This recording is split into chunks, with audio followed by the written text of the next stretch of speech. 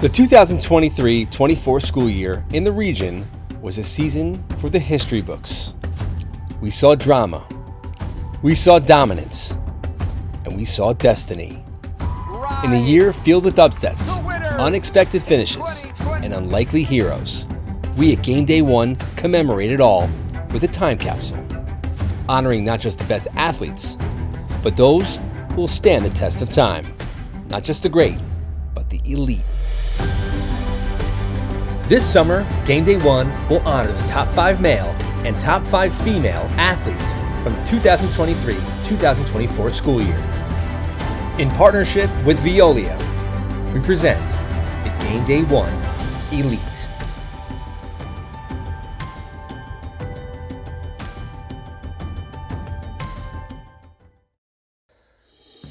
GameDay One Elite, Stella Perini, Harrison. You'll rarely find a true three-sport athlete in high school these days, and you might not find a better one in the area than Stella Perini. The Harrison graduate completed this year one of the most remarkable runs in school history by any single athlete. 3 sports, 4 years on varsity in each, 4 years as a starter, and all section in all 3 sports. Perini was actually promoted to the varsity basketball program as an 8th grader, and then embarked on a storied high school career. The 5'11" Perini was a dominant presence in the back of the Harrison defense in soccer.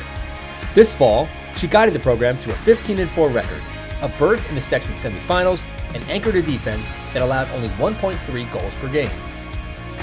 She shined on the basketball court yet again for the Huskies, averaging 18 points and 11 rebounds per game, topped 1,000 career points, and led the program back to the county center. And in lacrosse, Perini was the backbone of the Huskies' rise through the ranks in Section 1. As a senior, she played all over the field, winning 55 draws and recording 31 goals and 15 assists, while also serving as a superior defender. Perini is off to University of Virginia this fall and leaves Harrison among the most accomplished athletes in school history.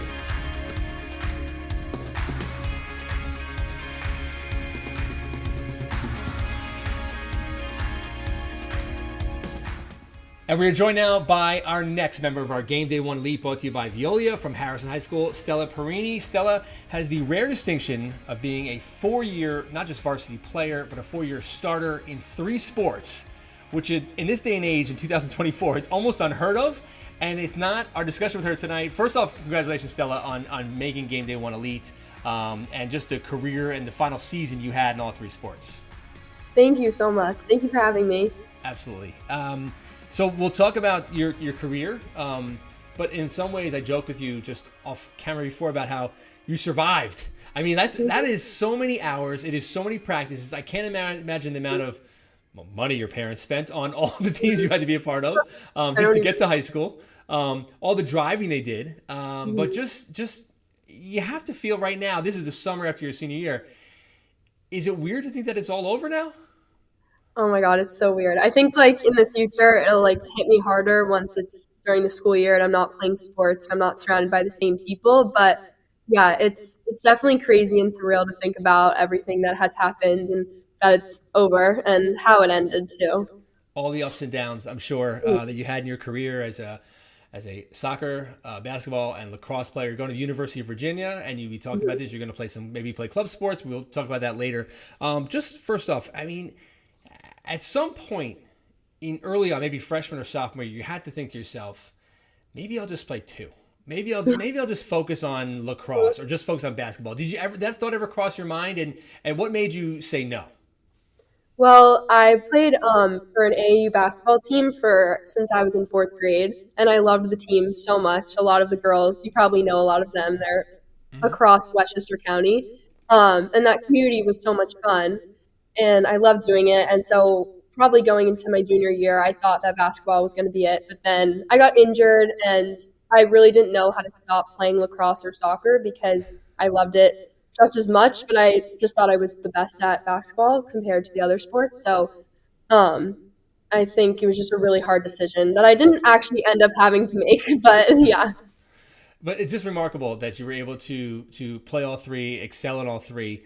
Who are some of the influences on your obviously being in Harrison? You have great coaches, Mhm. and just it was it family. Who was it that kind of pushed you and made you say, "Let's do it all. Let's try and play all three seasons like this"? Because not many girls do. Yeah, I think the main source was my parents. I mean, I played soccer for the longest, and that was something I didn't want to give up. And then lacrosse, I just really enjoyed doing.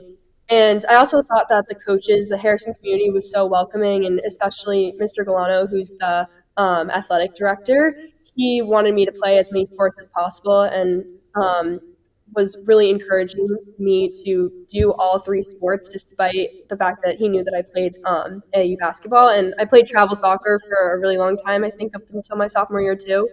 Um, and so I also think Kale wanted me to do all three sports. He never wanted me to miss a lacrosse practice, even though he was only my basketball coach. And also Coach Hurley, he was both my basketball coach and my lacrosse coach. So he was really encouraging in both parts, and always went to my soccer games as well. So across the We, board, a lot.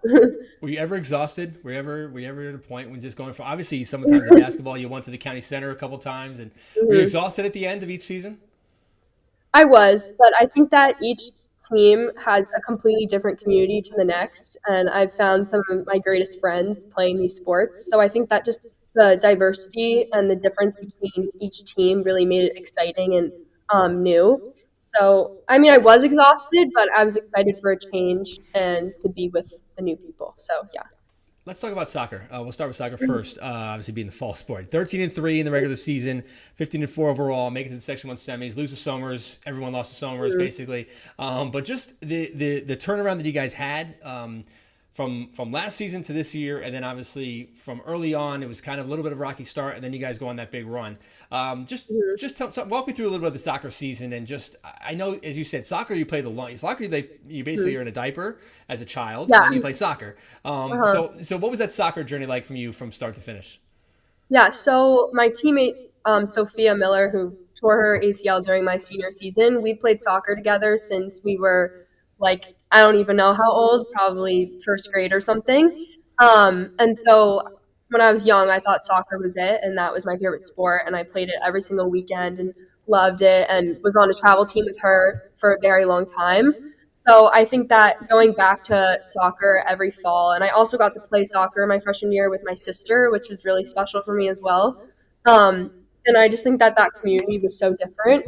And I think my senior year, we all kind of had to come together and figure out a way to have a great season without one of our star players. She's playing Division One, so I think that it was really important for us to work together, and I had to step up a lot during that season. So yeah. You did defensively on a team Hmm. that allowed just over I think 1.3 goals per game on the season. So pretty remarkable for what you guys did. And as you said, going from like basically a solid 500 team and then to a team that makes the section semis, amazing. Now we'll go to basketball now because basketball is I think is a sport where people most know your name, right? Because obviously part of a team, a Harris team that's played for section championships, made it to the Final Four this past year. What the ride for basketball and just the experience that you got playing at the county center, playing in the championships. What was that? What was that like run like for you as well? Because as I said, I think it's where most people probably know your name from. Hmm. I mean, it's like no other. I mean, I'm so grateful for getting to have that opportunity to play in that type of stadium and be in front of that many people. Just the camaraderie of it all, and just playing for my town and having literally every single person I know come and watch at a really high stakes game that everyone cared so much about. And I've went and played in that county center in eighth grade, and then did the same thing my senior year. And just reflecting back on that game where we lost by like 2 points, and I was on that court until we lost that game. Mm-hmm. And to being a senior now, and leading my team as captain, I think it's just really full circle, and was one of the best experiences, and I'll never forget it. It was so amazing. Yeah, I wonder because sometimes obviously Harrison has not won section championship. You were Mhm. on the doorstep, losing that year to Hen Hud, and that was a COVID year, right? No, the Oh, COVID okay. year was the next year, I'm pretty sure. Yeah, it was COVID hit right after that game, actually. Okay, so yeah, that was the pre-COVID season. Yeah. Hen Hud wins, and obviously you're part of the team that lost to Tappan Zee. They go to the state championship, obviously this year as Mhm. well. But it doesn't all have to that was an amazing 5 years for you, right? You'll look back on all those experiences in a more positive light. You're not going to dwell on the losses, am I right? Mhm. Yeah, no, definitely. I think that I remember, I mean, winning against Rye my eighth grade year, I remember in the semifinals was, and then also winning, I think it was the semifinals against Tappan Zee. What was it, last year? Mm-hmm. That was two of the greatest moments ever, and it was same in that building. I mean, although we didn't get the gold ball at the end of that game, it was we won by like a couple points, and at the end I was crying and had so much fun and was jumping on my teammates. And there's so many great pictures from that experience as well. And yeah, there's just so much that I gained from that experience, despite the not actually winning. I have to say too. I mean, it seemed like lacrosse this year. This is you kind of feel like your senior class yourself and your senior class has kind of built this lacrosse program to the point Mhm. now this year where just another good year, just 10-6 regular season. Lose to Ursuline, but just again, just do you feel like you're kind of a part of something with this team this year in lacrosse that was maybe going to feel the impact in the program for down the road? Yeah, I honestly think the backbone of our whole lacrosse team, the past, I think, 3 years, Coach Hurley has joined our team. And we're also grateful because he is probably the best lacrosse and basketball coach I've ever met. And he knows exactly what he's doing, and everything he tells us is purposeful. And in addition, we have three D1 players that are a year younger than me. And they are three of my best friends, and they're so amazing. And us being captain together, they have taught me so much, and I think I've taught them as well. And I think that our whole team together, just especially this year, had a different perspective and really wanted to win and was understanding how to take what Hurley was telling us and to put it on the field. So really proud of Absolutely. them. He does a great job. Obviously, you're very blessed, as we said, with all the coaches you had at Harrison. So you're going to go off to University of Virginia, obviously one of the Mm-hmm. top academic schools in the country. But you chose not. I'm sure you had opportunities to play a sport, one sport, all sports at some level. What made you choose to not play a college sport, be committed to a college sport?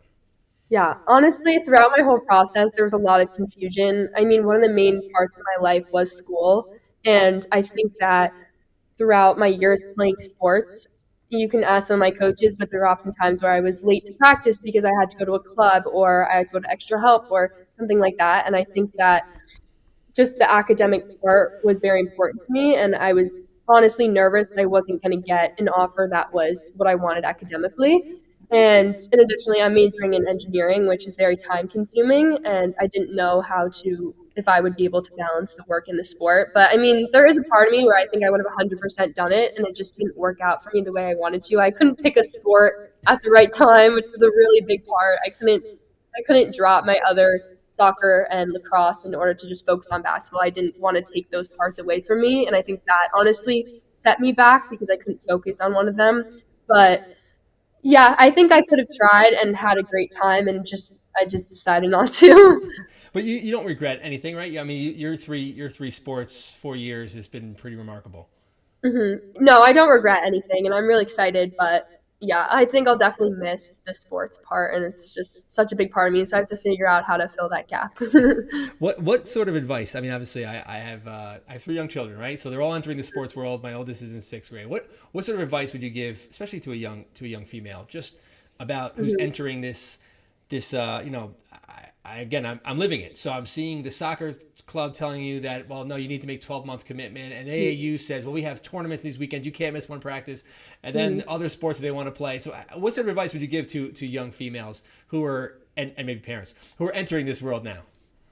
I think honestly one of the most important parts and like how I've grown as a person was being able to balance multiple things and being able to be very academically driven while also wanting to play all of these sports.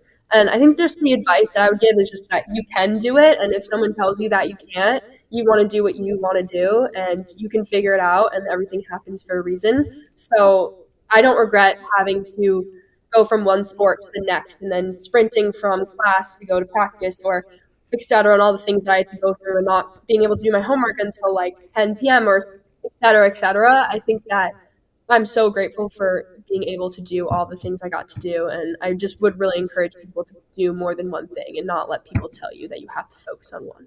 So I love it. That's very good advice. And what else you do outside of sports? I mean, obviously it seems like it takes up a lot of your time, but other interests, anything else you do? Anything you're also interested in doing outside of playing your three?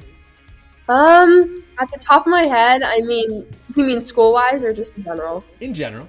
In general. Okay. So I mean, I love spending time with my friends and being around people that I love, and yeah, I mean, I love to work out too. I mean, I don't love it. I like to play sports more, but I'm learning how to get into more of that workout scene. And well, school wise, I did a lot of science and math stuff, which I plan to do in college, and hope to possibly maybe be a doctor one day, and maybe talk about not talk about, but go into the medical field and relating to sports and physical activity. So yeah. That's good. So that is a very good path. You're in the right place for that, obviously, going to University of Virginia as well. So Stella Perini, congratulations on an amazing career, and congratulations on making our Game Day One elite. Thank you. Thank you so much for having me.